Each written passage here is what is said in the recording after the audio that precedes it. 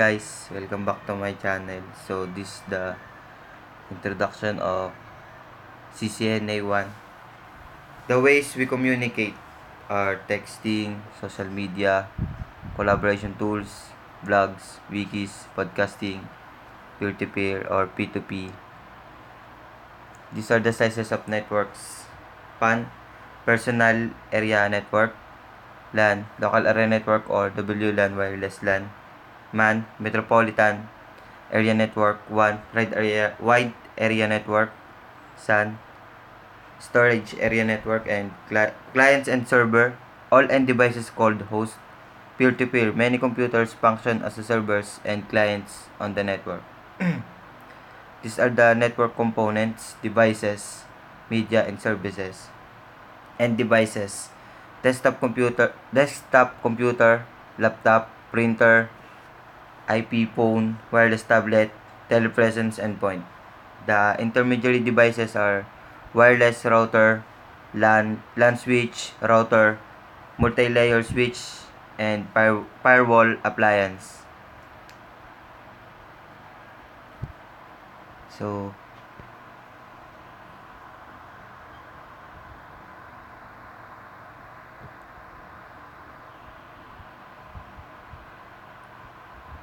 networks and the internet have changed the way we communicate, learn, work, and even play.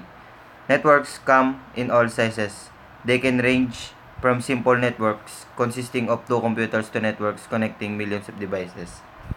The network infrastructure is the platform that supports the network. It provides the stable and reliable channel over, over which communication can occur. It is made up of network components including end devices, intermediate devices, and network media.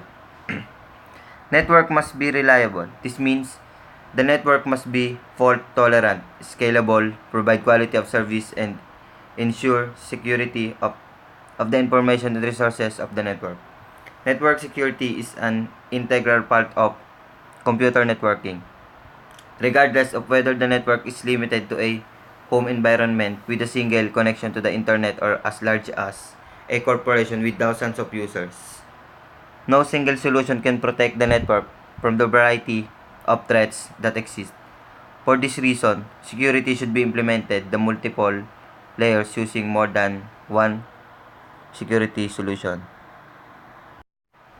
So these are the operating systems or OS: shell, kernel, hardware. These are the interfaces: command line interface or CLI, graphical user interface or GUI, access methods, console, the physical management port, secure shell or SSH, a remote secure CLI connection through a virtual interface, telnet, a remote insecure CLI connection through a virtual interface. Cisco IOS is a term that encompasses a number of different operating systems which runs on various networking devices. The technician can enter commands to configure or program the device to perform various networking functions. Cisco IOS routers and switches perform functions that network professionals depend upon to make their networks operate as expected.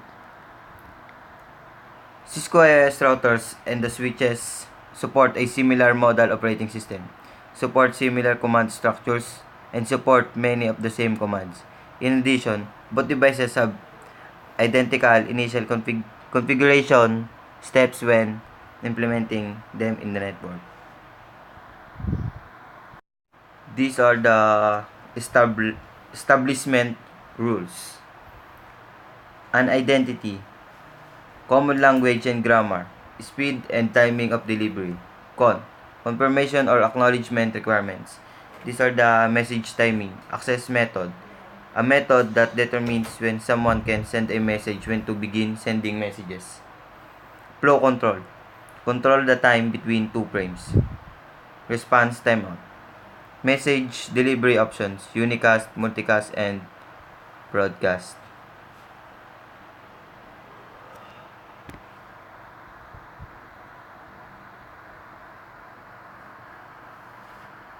The data networks are system of end devices, intermediary devices, and the media connecting them. For communication to occur, these devices must know how to communicate. The most widely used networking models are the OSI and TCP or IP models, associating the protocols that set the rules of data communications with the different layers of these models is the useful in determining which devices and services are applied at specific points as data passes across LANs and WANs.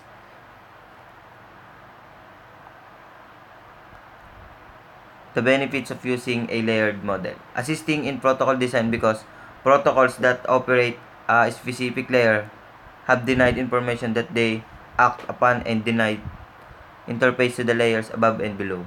Fostering competition because products from different vendors can work together. Preventing technology or capability changes in one layer from detecting other layers above and below. Providing a common language to describe networking functions and capabilities. Protocol model. This type of model closely matches the structure of a particular protocol suite.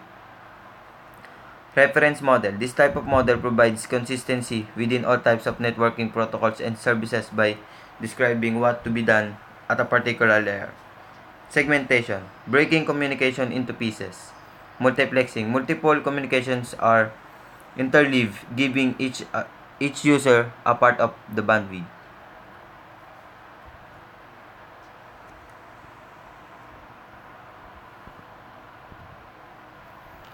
Device on the same network. Network portion, the leadmost part of the address that indicates which network the IP address is a member.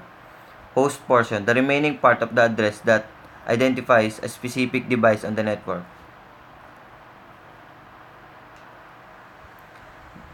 These are the types of connections or home router. Ethernet switch, internet connection, embedded wireless antenna. Physical layer media, copper cable. The signals are patterns of electrical pulses. Fiber optic cable. The signals are patterns of light. Wireless. The signals are transmissions. Physical layer standards. International Organization Standardization or ISO. Telecommunication Industry Association or Electronic Industries Association. These are the physical layer standards functions. Physical components. The electronic hardware devices, media, and other connectors that transmit and carry the signals. Encoding is a method of converting a stream of data bits into a friend code. Signaling. The physical layer must generate the electrical, optical, or wireless signals. Bandwidth. The rate of transfer of bits on a media. These are the types of physical media. Fast Ethernet switch ports. SHDSL interface. Management ports. Gigabit internet interfaces. USB Type A connector. These are the interferences copper cable. Electromagnetic interference or EMI or radio frequency interference or RFI. Crosstalk disturbance caused by the electric or magnetic fields of a signal on one wire in an adjacent wire. Copper media. Unshielded twisted pair or UTP. Shielded twisted pair or STP. Coaxial. These are the UTP cabling standards. Cable types, cable lengths, connectors, cable, termination, methods of testing cable.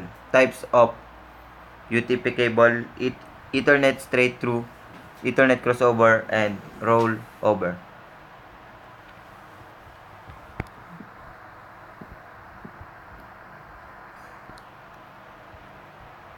The OSI layer provides the means to transport the bits that make up data link layer from frame across the network media. The physical components are the electronic that transmit and carry the signal to represent the bits.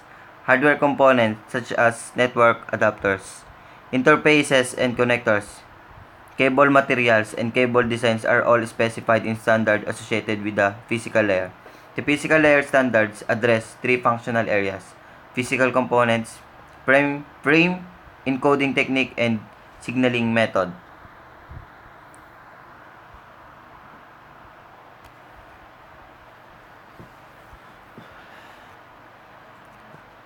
Data encapsulation, frame delimiting. The framing process provides important delimiters that are used to identify a group of bits that make up the frame. Addressing. The encapsulation process contains by the layer 3 PDU and provides for data link layer addressing. Error detection. Each frame contains a trailer used to detect any errors in the transmission. Media access control. Control of frame placement on the media. Media recovery. Frame forwarding methods on Cisco switches. Store and forward switching receives the entire frame and computers the CRC of the CRC is the valid. The switch looks up the destination address.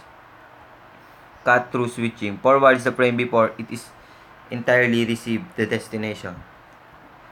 Address of the frame must be read for the frame can be forwarded.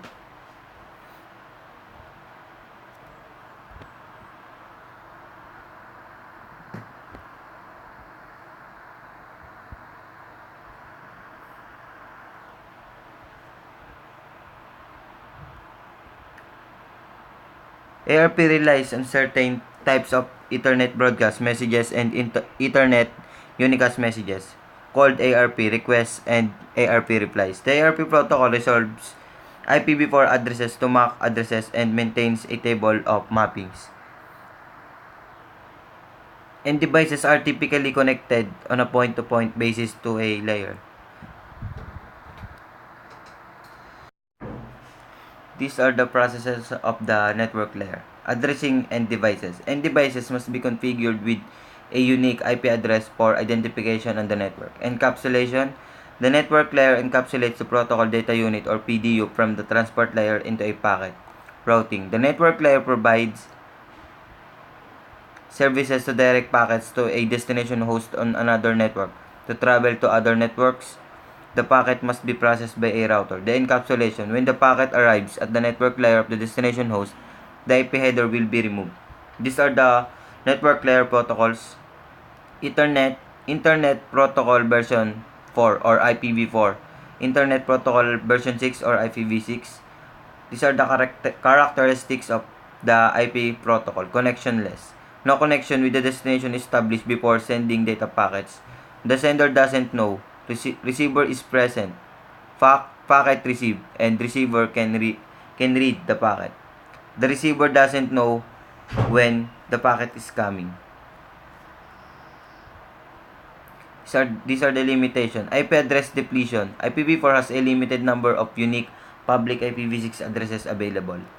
Internet routing table expansion. IPv4 routes consume a great deal of memory and processor resource in internet routes. Lack of end-to-end connectivity. Network address translation or NAT is a technology implemented within IPv4 networks.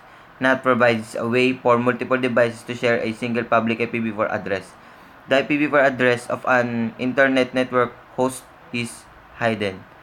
This can be problematic for technologies that require end-to-end connectivity.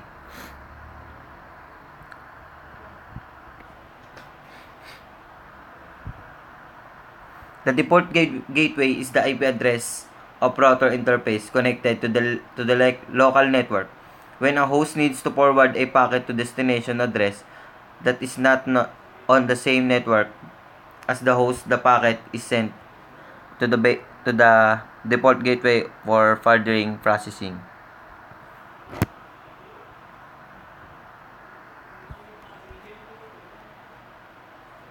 So these are the IPv4 structure.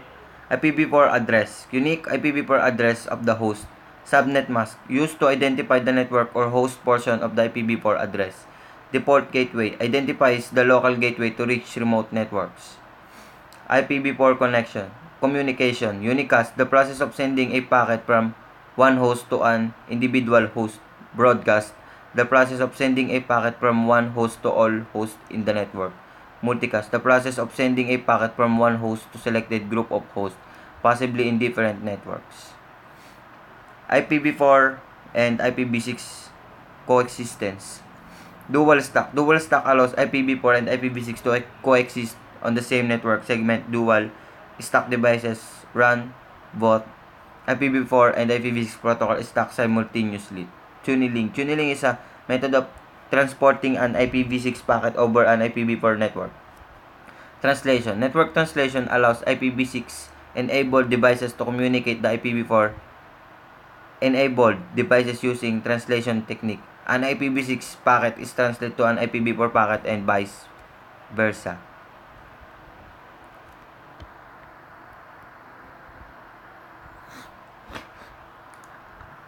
Understanding the binary notation is important when determining if two hosts are the same network. The bits within the network portion of the IP address must be identical for all devices that reside in the same network. The subnet mask or prefix is used to determine the network portion of an IP address.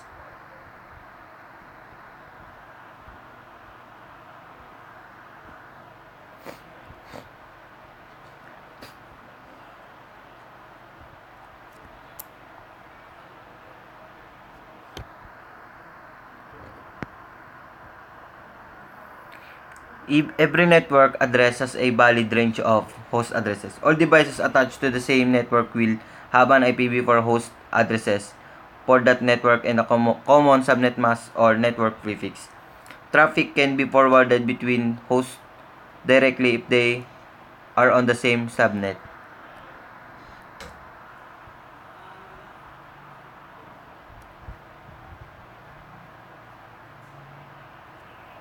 Transport layer responsibilities. Tracking individual conversations. A host may have multiple applications that are communicating across the network simultaneously. Each of these applications communicates with one or more application on one or more remote hosts. It is the responsibility of the transport layer to maintain and track these multiple conversations. Segmenting data and reassembling segments. Data must be prepared to be sent across the media in manageable pieces. Most networks have a limitation on the amount of data that can be included in a single packet. Identifying the applications. The transport layer must identify the target application to pass data streams to proper application. Multiplexing. Multiplexing. Multiple applications can use the network at the same time. Segmentation. Facilitates data transport by the lowest network layer. Error checking. Error checking can be performed on the data in the segment to check if the segment was changed during the transmission.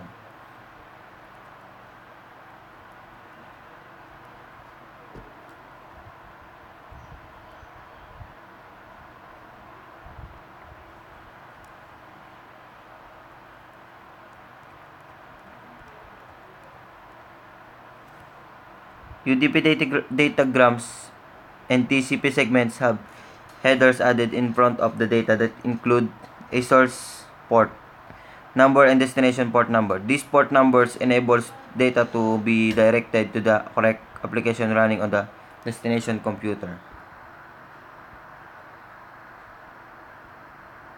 TCP does not pass any data to the network until it knows that the destination is ready to receive it. TCP then messages the flow the data and resends any data segments that are not acknowledged as being received at the destination.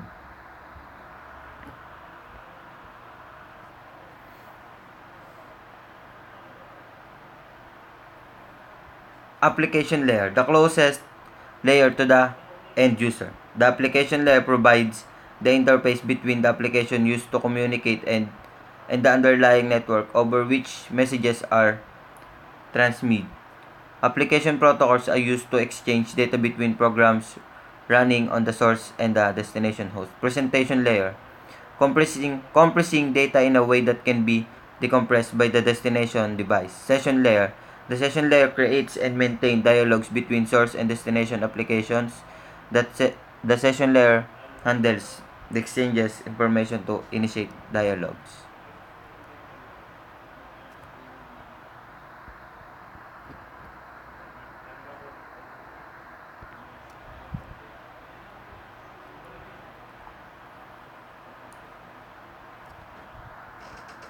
Applications are computer programs which the user interacts with and which initiate the data transfer process at the user's request. Services are background programs that provide the connection between the application layer and the lower layers of the network model. Protocols provide a structure of agreed upon rules and processes that ensure services running on one particular device can send and receive data from a range of different network devices.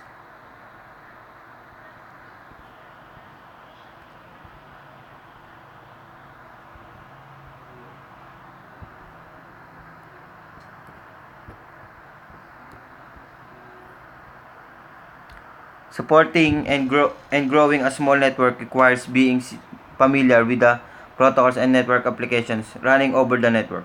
Protocol analyzers enable a network professional to quickly compile statistical information about traffic flows on a network. Information gathered by the protocol analyzer is evaluated based on the source and destination of the traffic as well as the type of traffic being sent. This analysis can be used by a network technician to make decisions on how to manage the traffic more efficiently. It is necessity to consider security threats and vulnerabilities when planning a network implementation. All network devices must be secured. This includes routers, switches, end user devices, and even security devices. Networks need to be protected from malicious software such as viruses, Trojan horses, and worms. Antivirus software can detect most viruses and many Trojan horse applications and prevent them from spreading in the network. The most effective way to mitigate a worm attack is to download security updates from the operating system vendor and patch all vulnerable system. Cisco iOS configuration files such as startup config or running config should be archived.